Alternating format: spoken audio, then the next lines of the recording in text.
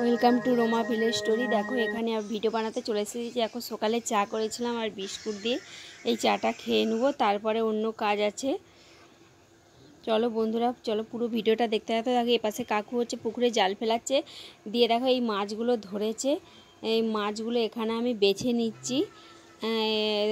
বড় মাছ আছে দুটো আর একটা হাফ পেয়েছি। এগুলো সব ভাগের পুকুর, তো আরও কাকিমাদের আরে আছে, ওইগুলো ভাগ হয়েছে। এখানে দেখো পুঁটি মাছ পেয়েছে, যে মুরালো মাছ দিয়ে। মাছগুলো আমার বাছা হয়ে গেছে, ভালো করে ধুয়ে নিয়ে মাছের মধ্যে দেখো ডিম ছিল। দেখো তারপর আমি ভেজে নিয়েছি মাছগুলো, ডিমগুলো ভেজে নিয়েছি, ছোটো মাছগুলো। আর বড় মাছগুলোকে আলু আর মাছ দিয়ে একটু ঝোল ঝোল করে বানাচ্ছি।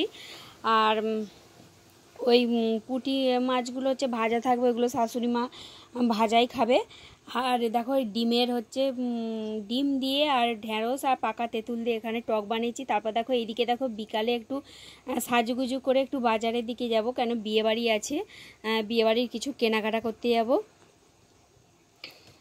চলো বিয়েবাড়ির ভিডিও তোমাদেরকে আমি দেখাবো আবার। দেখো গিয়ে আমি তারপর সামনে একটা স্যান্ডউইচের দোকান ছিল, সেখান থেকে কিছু স্যান্ডউইচ কিনে নিয়ে চলে এসেছি, কেন বাজারে আজকে সব বন্ধ হয়েছিল দোকান, ঝড় বৃষ্টি হবে বলে। তারপর দেখো রাত্রে দেখো আমাদের এখানে দেখো লোডশেডিং হয়ে গেছে। আর দেখো আমাদের উপরের এটা ফুটো হয়ে গেছে, দিয়ে জল পড়ছে, পুরো আলমারির মাথার উপরে জল পড়ছে। একটা মানে গামলি বসানো আছে। বন্ধুরা ভিডিওটা এই পর্যন্তই করলাম। যদি ভালো লেগে থাকে তো একটা লাইক করো, সাবস্ক্রাইব করো, কমেন্ট করো। তোমাদের উপর তোমরা ভালোবাসা দিলে আমাদের নানা রকম ভিডিও দেখাবো।